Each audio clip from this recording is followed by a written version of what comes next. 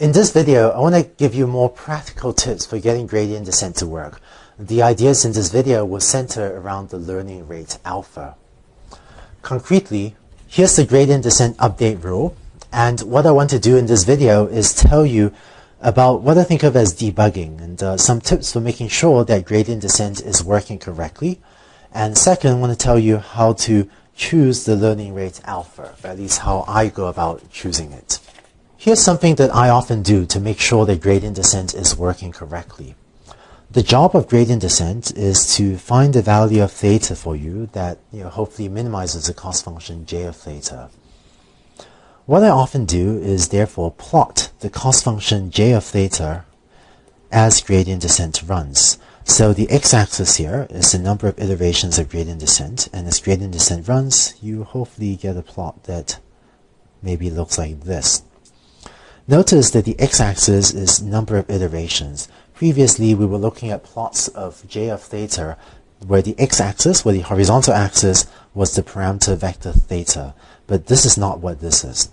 Concretely, what this point is I'm going to run gradient descent for 100 iterations, and whatever value I get for theta after 100 iterations, I'm going to get some value of theta after 100 iterations, and I'm going to evaluate the cost function j of theta for the value of theta I get after 100 iterations, and this vertical height is the value of j of theta for the value of theta I got after 100 iterations of gradient descent. And this point here, that corresponds to the value of j of theta for the theta that I get after I've run gradient descent for 200 iterations.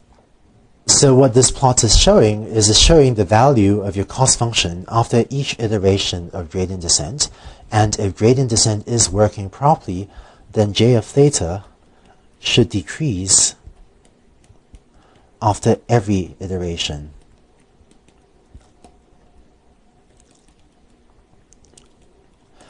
And one useful thing that this sort of plot can tell you also is that if you look at the specific figure that I've drawn, it looks like by the time you've gotten out to maybe 300 iterations, between 300 and 400 iterations in this segment, it looks like j of theta hasn't gone down much more. So by the time you get to 400 iterations, it looks like this curve has flattened out here.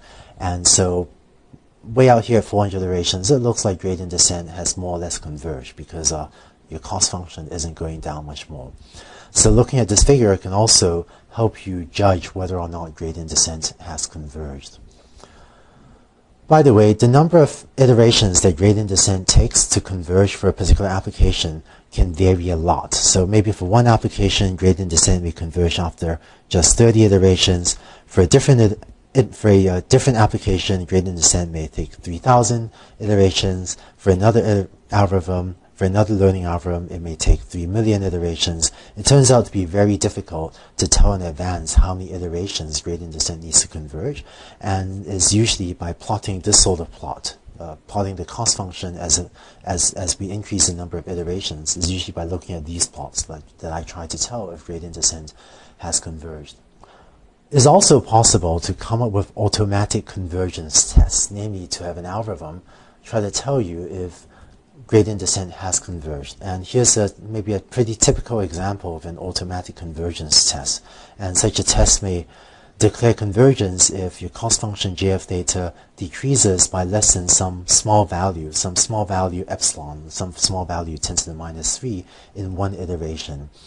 But I find that usually choosing what this threshold is pretty difficult, and so in order to check if gradient descent is converged, I actually tend to look at plots like these, like this figure on the left, rather than rely on an automatic convergence test. Looking at this sort of figure can also tell you or give you an advance warning if maybe gradient descent is not working correctly. Concretely, if you plot j of theta as a function of the number of iterations, then, if you see a figure like this where j of theta is actually increasing, then that gives you a clear sign that gradient descent is not working. And a figure like this usually means that you should be using a learning rate alpha. If j of theta is actually increasing, the most common cause for that is if you're maybe trying to minimize a function that maybe looks like this. But if your learning rate is too big, then if you start off there, gradient descent may overshoot the minimum and send you there. And if the learning rate is too big, you may overshoot again and then send you there, and so on. So that, well, what you really wanted was for it to start here and for it to slowly go downhill, right? But if the learning rate is too big, then gradient descent can instead, keep on overshooting the minimum, so that you actually end up getting worse and worse, so sort of getting to higher values of the cost function j of theta, so that you end up with a plot like this. And if you see a plot like this, the fix usually is to just use a smaller value of alpha. Oh, and also, of course, make sure that your code does not have a bug in it, but usually too large a value of alpha is the most common, could be a common problem. Similarly, sometimes you may also see j of theta do something like this. It may go down for a while, then go up, then go down for a while, then go up, go down for a while, go up, and so on. And the fix for something like this is also to use a smaller value of alpha. I'm not going to prove it here, but under mild assumptions about the cost function j, which does hold true for linear regression, you can show, or mathematicians have shown, that if your learning rate alpha is small enough, then j of theta should decrease on every single iteration. So if this doesn't happen, it probably means alpha is too big and you should set it smaller. But of course, you also don't want your learning rate to be too small, because if you were to do that, then gradient descent can be slow to converge.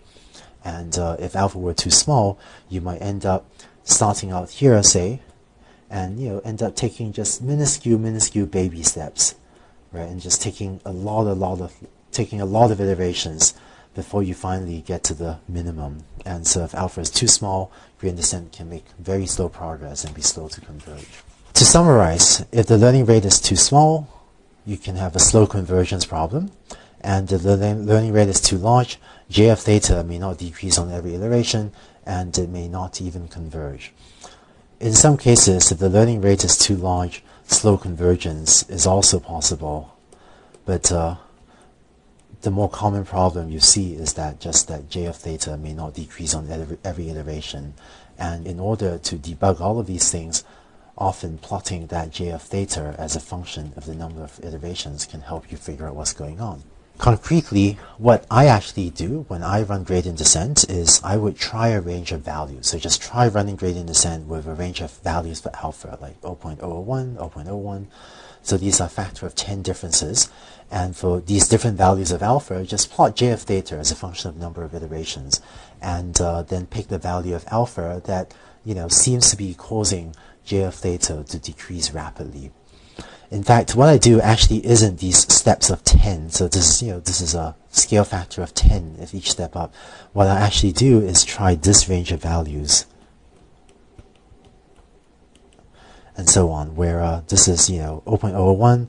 I'll then increase the learning rate threefold to get 0.03, and then this step up, this is another roughly threefold increase from 0.03 to 0.01, and so these are roughly trying out gradient descent with each value I try being about 3x bigger than the previous value. So what I'll do is try a range of values until I've made sure that I found one value that's too small and make sure I found one value that's too large, and then I sort of try to pick the largest possible value or just something slightly smaller than the largest reasonable value that I found. And when I do that, usually this gives me a good learning rate for my problem. And if you do this too, hopefully you'll be able to choose a good learning rate for your implementation of gradient descent.